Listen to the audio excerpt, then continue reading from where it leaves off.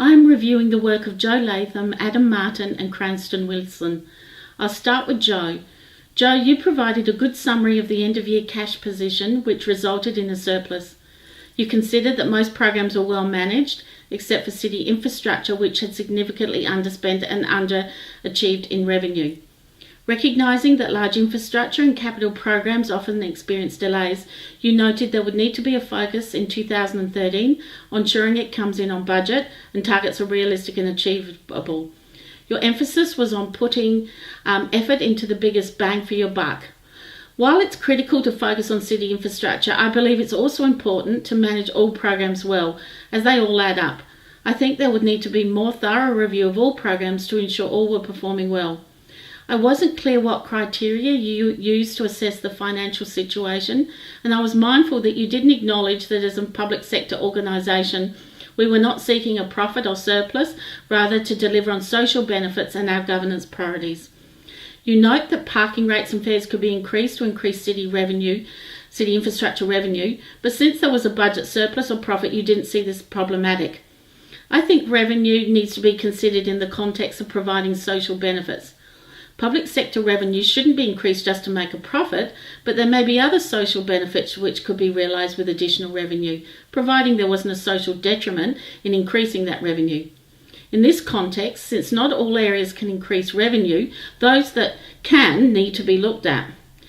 I think you made a good point that improving city infrastructure expenditure efficiency would mean that revenues would need to increase to not go into the red, and I agree that this is something that needs to be considered. In regard to cost savings, you supported a focus on social benefits, which consumes 25% of all annual cost. I would suggest that if this program area is delivering social benefits, it may not be the most appropriate to target for savings. I support your main points to advise politicians for the 2013 budget, particularly making them aware that whilst being in a good cash position, we didn't deliver on all our 2012 outcomes, and that there needs to be a focus on city infrastructure to ensure it delivers on its outcomes and meets the community needs. However, I'm not clear why you thought that more revenue was needed to reinvest in welfare and care. I do agree that underspent programs need to be better managed, supporting more rigorous reporting to track trends and identify underspends, so that adjustments can be made to the budgets as the year progresses. I think this will help get the revised budget more in line with actuals. Turning to Adam, I felt like you set out really clearly the differences between public and private financial management. Your overall assessment was that we did well in our financial management, and you used 3 criteria to assess the financial situation in detail, which appeared quite sound: cash, quality and priority. I thought these criteria covered the key elements of public sector financial management well: good fiscal management, delivery of social benefits and delivery of governance priorities. In regard to cash, you noted there was a cash surplus, although a deficit was predicted, and that all budget areas were close to expected, except for city infrastructure, which had lower costs and revenue than anticipated. You noted that the allocation of resources indicated 2 priorities: social benefits, which you considered had succeeded from a fiscal point of view, i.e. lower costs and greater revenue than anticipated, but also that it hit their performance targets and goals. And secondly, city infrastructure, which you considered failed to deliver fiscally. It significantly underspent and also significantly underestimated revenue and underperformed for the taxpayer by not delivering 6 out of 9 projects, clearly an area for improvement. I thought your summary was clear and logical. You thought there may be opportunities to increase revenue, such as in sports and fitness, by raising costs for sporting venues, and in city infrastructure by changing contractors or by speeding up processes to deliver projects. I'm not convinced that speeding up project delivery would necessarily increase that program's revenue. You identified that raising taxes may have negative consequences, and although taxes could be raised around social benefits, you thought they couldn't be for education and youth, as it cannot increase its revenue. I support your wariness about raising taxes. You suggested that reducing the budget for public areas to what was recorded in actuals could have saved $2.8 million in expenditure. I was a bit confused by what you meant by this statement, as the savings was realised. I suspect you meant that in 2013 we need to look at 2012 actuals and adjust the budget accordingly. Similarly, you noted service and governance budget could be reduced. I agree that these and other underspent programs need to be looked at to ensure we're operating as efficiently as we can. I support your main point for the politicians regarding looking at what went wrong with city infrastructure and fixing it. However, it was not clear how you came to the conclusion that education and youth gives great value for the funding it receives, and hence we need to look at increasing its budget. I do support your suggestion to undertake an examination into what caused welfare and care to overspend.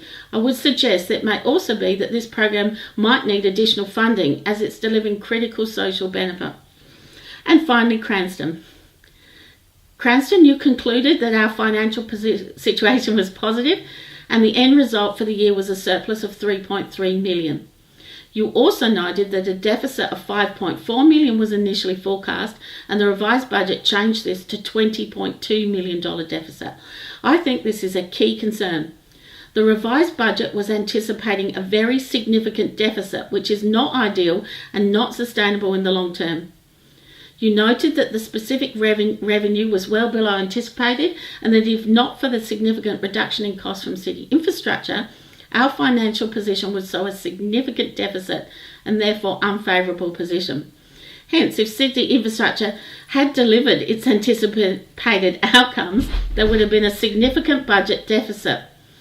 This is despite the increase in general revenue. Consequently, as you know, the reduction in our costs was actually a positive factor. It will be interesting to ascertain if we had a cash in the bank to cope with the significant deficit we anticipated in the revised budget. It may be we requested city infrastructure delivery to slow down to allow us not to go into such a deficit budget position. You also note that city infrastructure recorded significantly less revenue than the revised forecast, keeping in mind that this variation could have been as a result of the delayed infrastructure project. I'm not clear if cost and revenue are related in this program. You identified several areas that could potentially increase their revenue, such as arts and culture and libraries and welfare and care, both of which had approximately 30% recovery on costs, 13% recovery on costs. However, I support your argument that these functions are the civic duty of the government to provide, and therefore increasing revenue should not be the goal. You noted that increasing revenue in city infrastructure might be a possibility. However, you argued that firstly, costs need to be decreased before trying to increase revenue, as the funds that are being spent are collected through taxes and other levies on the people. I fully support this argument. Despite having the highest cost, you argued that social benefits may not be the best area to target if we were looking to decrease costs. Your example was good, that if this program included social housing or similar assistance, reducing the cost may mean you are reducing the availability of services to those in greatest need. You also flagged there may be some potential cost saving by reducing administrative costs, noting you would look at city infrastructure first, as a small percent reduction would amount to considerable cost savings. I support this, as well as your point that it will be critical to ensure that any savings measures don't have flow-on negative effects. Lastly, I thought your advice to the politicians could have been a little more comprehensive, such as identifying areas for improvement and opportunities to reduce costs and/or increase revenue. Thank you.